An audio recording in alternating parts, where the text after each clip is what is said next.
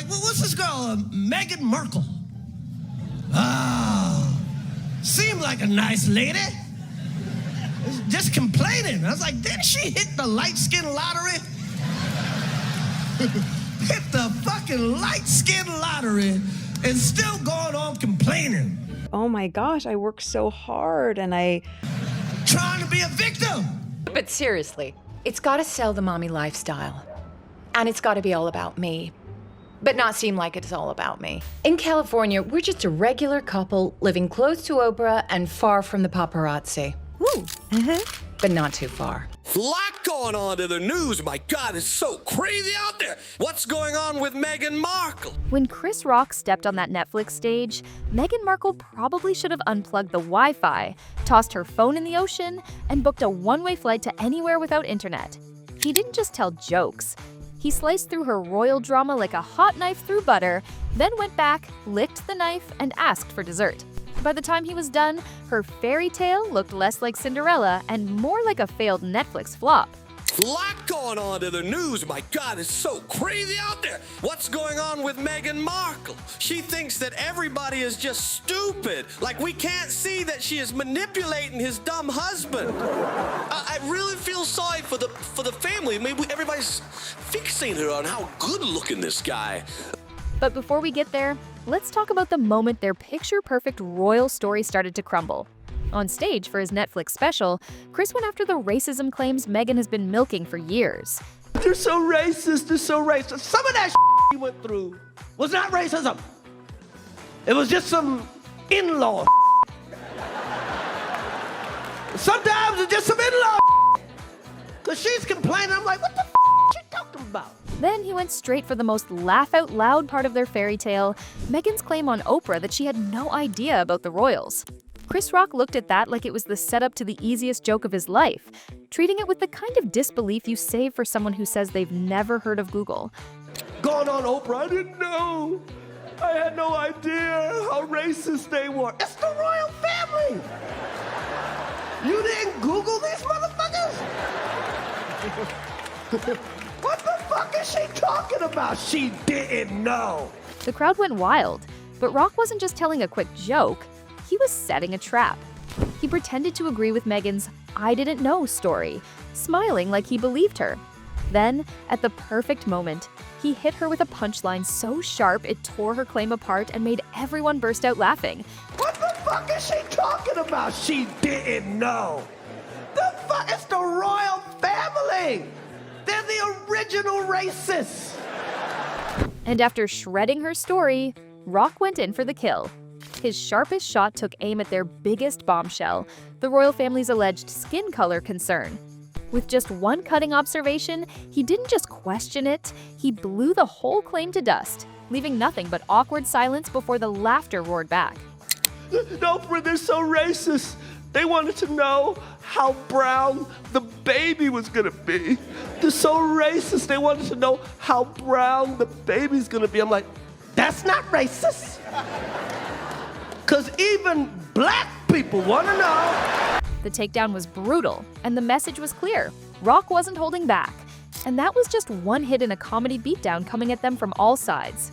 Soon, it felt like every comedian alive wanted a shot, each joke hitting harder than the last.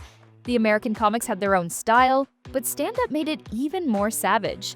People like Andrew Schultz skipped the nice talk and went straight for the throat, saying what many Americans were already thinking.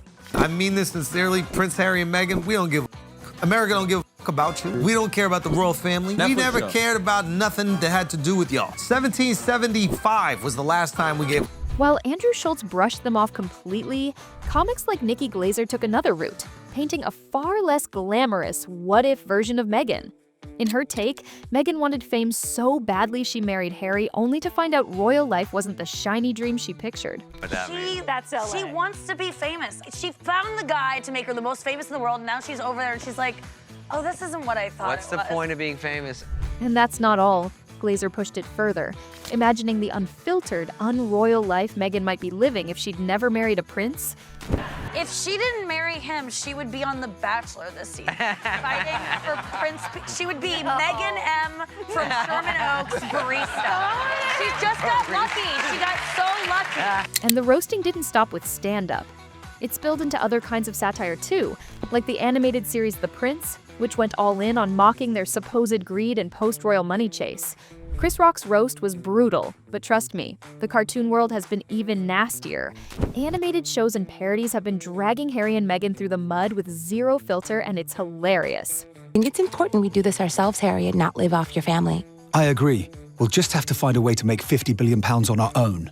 The show didn't just poke fun at their bank account, it went straight for Meghan's image. It painted her as shamelessly hungry for the spotlight, desperate to grab any crumb of attention she could get. Shitto, listen to this.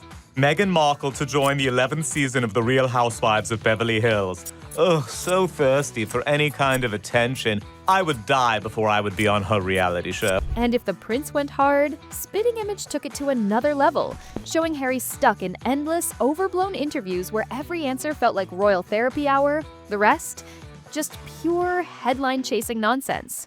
I'm here to tell my truth and make a shit ton of money out of podcasting, as I don't have any discernible talent. The British puppet show also painted Harry as lazy and completely out of touch, like a man who traded real purpose for endless whining and cushy interviews. Harry, you're such a moderate achiever. How do you stay at the top of the middle of your game? Well, Pads, an early start's important, so my butler Perkins gets up at 5 a.m. and does a 10K for me. The show claimed Harry is still hooked on the royal status he says he walked away from. Then when he gets in, he wakes me up and Googles to see if I'm still 5th in line to the throne. 5th in line? Yeah, if Kate and Wills have any more kids, I'll move down another fucking notch. They tore into their huge Netflix deal, painting it as nothing more than cashing in on the royal drama. What about television?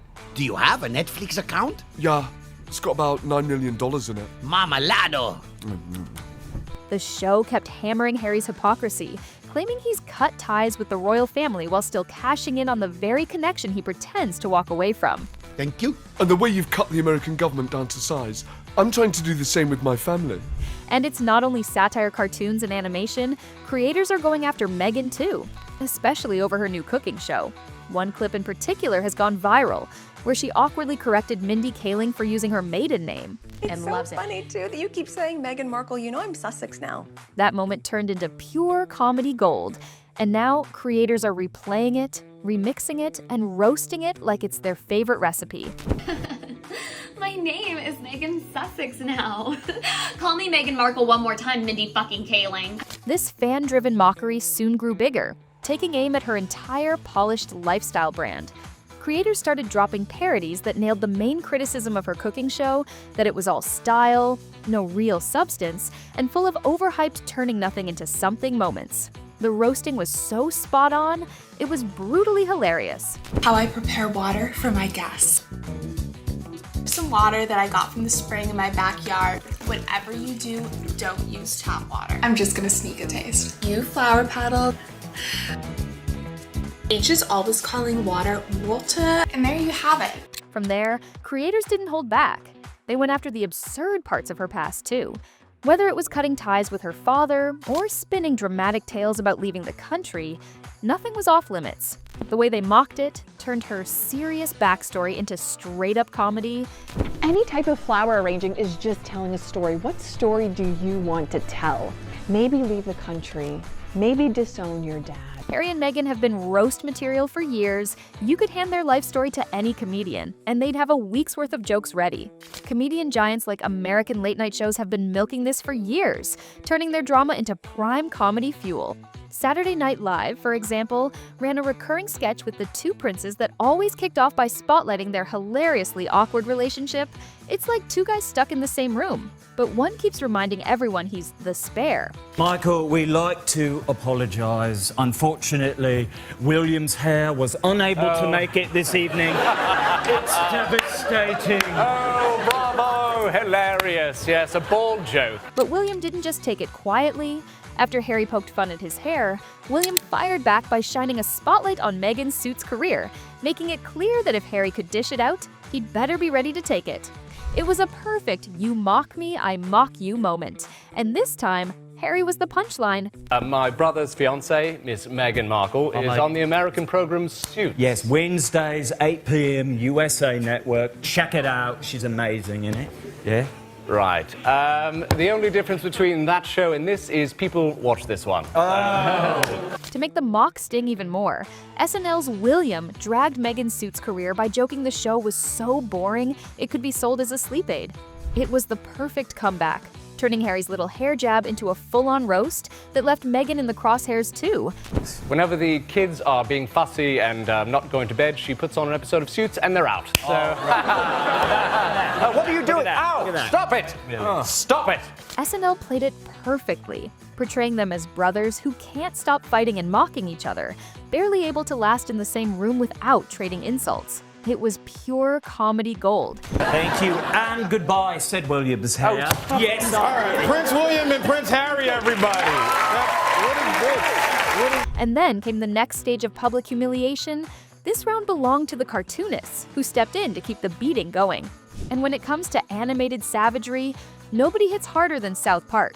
They proved it with an entire episode dedicated to Harry and Meghan. The worldwide privacy tour, kicking off by torching Meghan's favorite contradiction, begging for privacy while doing the exact opposite in the loudest way possible. We just want to be normal people. All this attention is so hard. Isn't it true, sir, that your questionable wife has her own TV show and hangs out with celebrities and does fashion magazines? What are you suggesting? Well, I just think some people might say that your Instagram-loving wife actually doesn't want her privacy. And they didn't just stop at Meghan. They went all in on Harry too, ripping into his memoir as the work of a man born into every privilege yet still crying like he's the world's biggest victim. South Park turned that self-pity into a running gag, showing Meghan as the self-styled boss woman chasing the spotlight, while Harry played the lifelong victim, trailing behind with his grievances. So let me start with you, sir. You've lived a life with the royal family, you've had everything handed to you, but you say your life has been hard, and now you've written all about it in your new book, Where? Yes, that's right, friend. You see, my wife and I are totally like, you should write a book because your family's like stupid, and then so are like journalists. And then, right at the end, South Park delivered the knockout, having Meghan's cartoon self casually drop a line that completely gave away the act. In a single moment, they exposed the gap between her "we just want a normal life" image and her non-stop chase for the spotlight. It was hypocrisy served with South Park's signature punch. It's so quiet and empty here. If we moved her, then people would think we're really serious about wanting to be normal. It does seem perfect, doesn't it? We can have a fresh start here. And that so-called normal life they keep selling, Family Guy tore it apart next. It's as if the animated world is running its own royal reality watch, with South Park and Family Guy tag-teaming every contradiction Harry and Meghan serve up, turning their public image into a never-ending punchline. Sir, your millions from Netflix for no one knows what. Put it with the rest of them. Babe, time to do our daily $250,000 sponsored Instagram post for Del Taco. It almost felt more real than reality itself when Family Guy slipped in Harry's own truths. The episode turned his words into a punchline, making it seem like even in cartoon form, he can't escape spilling just enough to remind everyone why the mockery never stops. I shouldn't have left the made-up nonsense.